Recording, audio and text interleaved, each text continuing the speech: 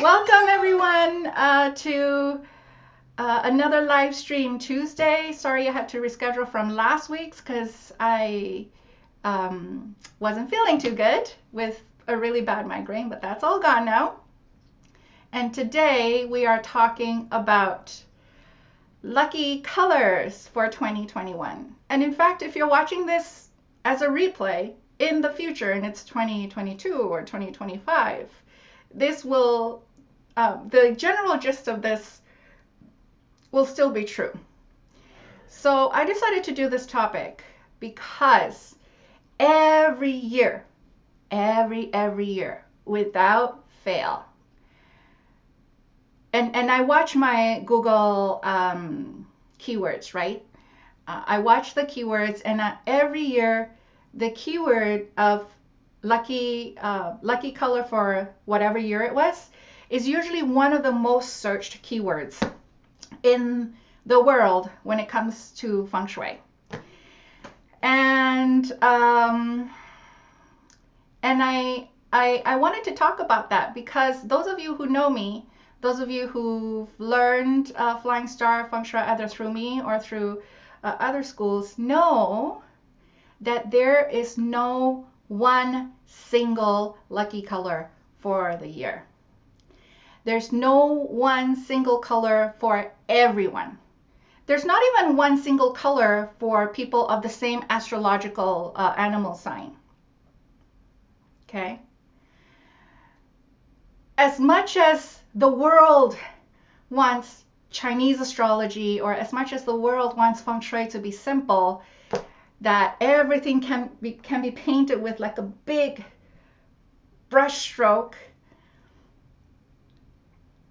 it's not possible and it's not logical for one lucky color to work for everyone. Okay. So if you've been wondering about that, or if you've been Googling that, you can pretty much just stop the video here, because the answer is there is no lucky color for 2021 or for any year, any specific year. The colors that you need depends on the energy that you want to activate or the energy that you want to remedy. And you guys already know, well, hopefully you've already know that in Feng Shui, there's 5 elements, right? There's fire, earth, metal, water, wood. And every year you're likely to need all these 5 elements in your home to activate the good and to remedy the bad. Okay. Now I will give you something. I will teach you a little bit in terms of generalized Feng Shui, but this is for 2021, and here's a big but. You do not use this. It's not enough to use this to Feng Shui your home for next year. Because what I am going to cover in the next few minutes is general, like absolutely general. It's almost as if you're watching a doctor on, or let's say a doctor, okay, talking a talk about, I don't know, diet for blood types, right? There is no one diet for all the blood types. There are specific diets for specific blood types, right? Type O, type A, type AB, whatever. So Feng Shui is like that too. There is no one specific thing that's good for everyone, for every home, for all the homes in the world. Okay? If this is not the answer that you want and you're mad at me, that's totally okay.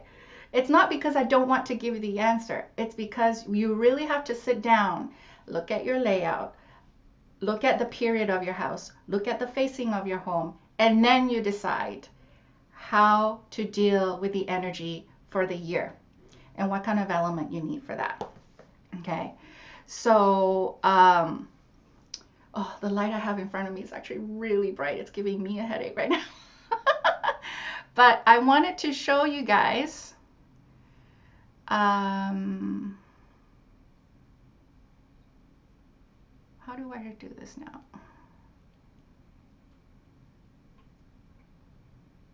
I can't seem to share my thing here that I wanted to share with you guys. Hold on. Oh, picture.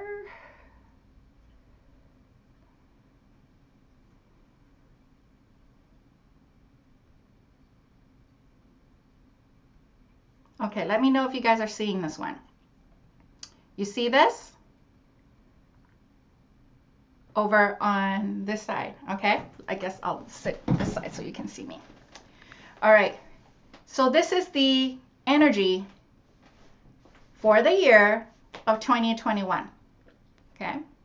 You have the number 5, which is also called the Wu Huang or 5 yellow in the southeast, okay? I don't know, oh, I guess I can't point to it. The number 6 in the middle, number 7 in the northwest, number 8 in the east, and so on and so forth. You see all those numbers in all those 9 boxes in the 3x3 grid, okay? And all these numbers have their own element.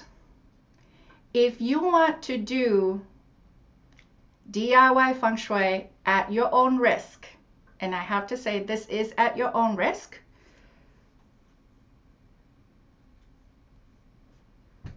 then the ones that you want to remedy first and foremost is the number 5, the number 7, and the number 2.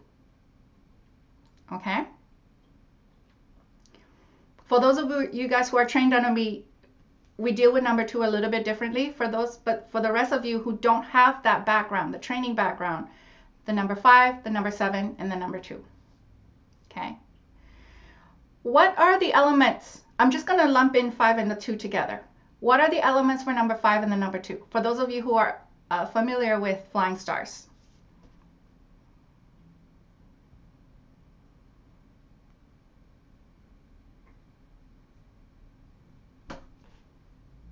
What are the elements for number 5 and number 2?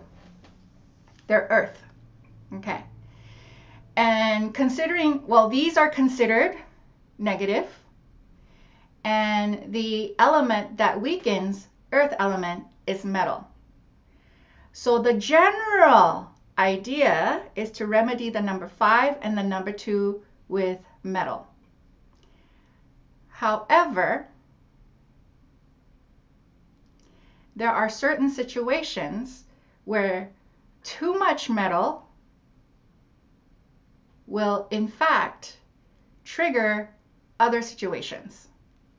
Okay, so for instance, I've got my handy dandy period chart here. So for instance, if we remedy with metal for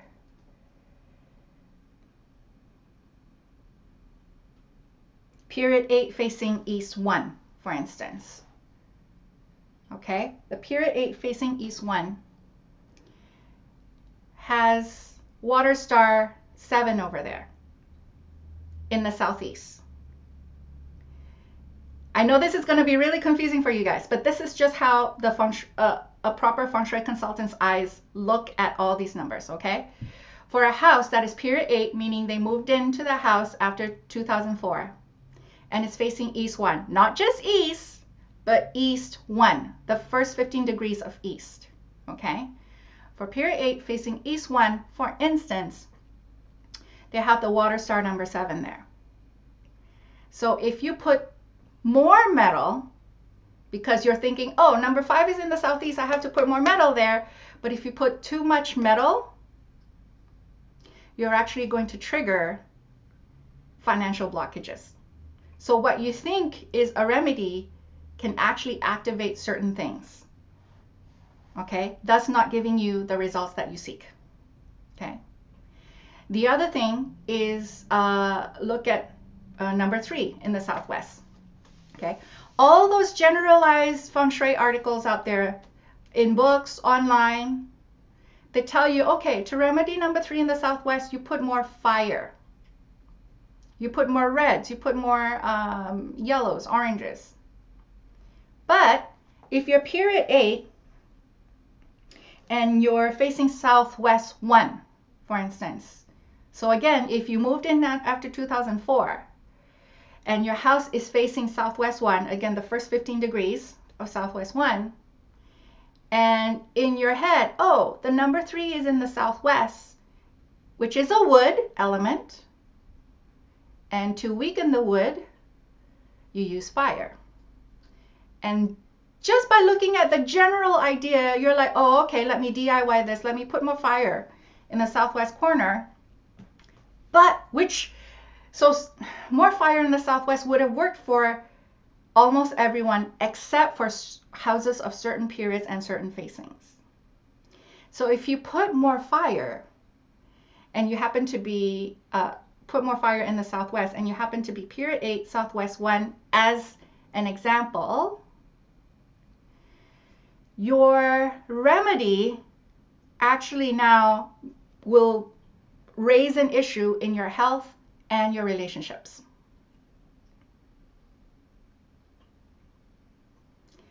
I know I'm confusing a lot of you, because honestly, and I don't know why, no one warns you of this.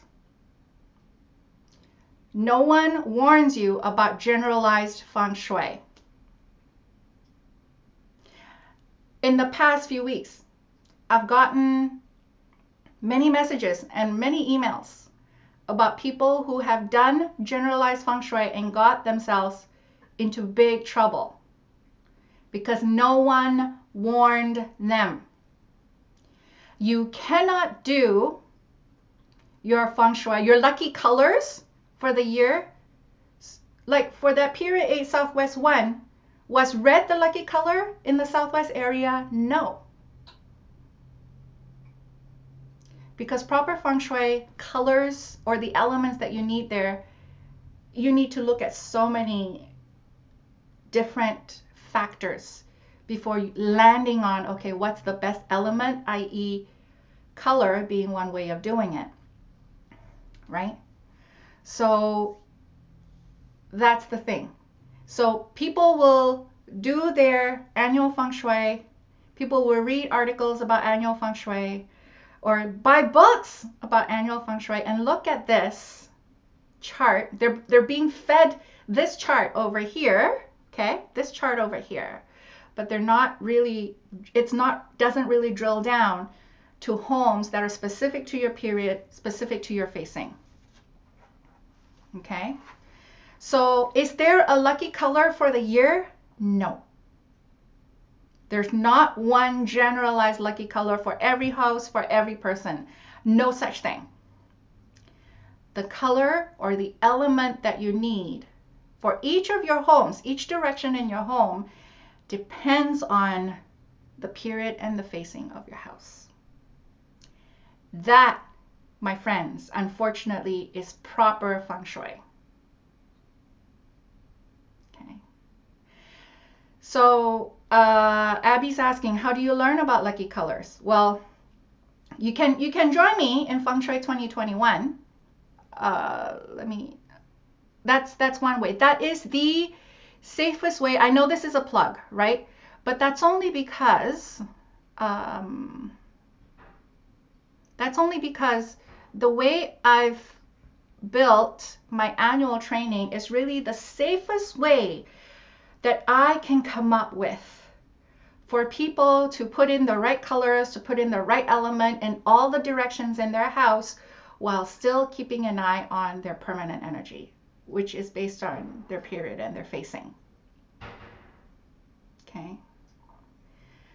Stop doing generalized feng shui, because feng shui is never, ever, was never generalized, especially when it comes to dealing with the energies, the permanent energies, and how it coincides with the annual. Okay. Not a popular answer, I know, but I'm here to tell you the truth. because no one is telling you the truth. And I don't know why. It's on them when you give people half the picture and they get negative results from it. It is on those books and those articles to deal with the energy that results from bad results. And I don't want that on my conscience. Okay. So it's what you need to know. Exactly. Okay. So in a nutshell, if you've been guilty of Googling what's the best lucky color for the year, now you know. Stop Googling, because there is no generalized thing. Okay. Don't forget to subscribe, like, or share this video if you found value in it. And if you are new in the Feng Shui journey, I would love to invite you to join me in my free Feng Shui Schools video series. I'm going to share with you the one school of Feng Shui that absolutely everyone needs to stop doing, because it really isn't how Feng Shui is meant to be done. And I'll also be talking about different Feng Shui schools or Feng Shui methods that would suit other situations. The link to the video series would be popping up somewhere on the screen or under the video, and I hope to see you on the other side.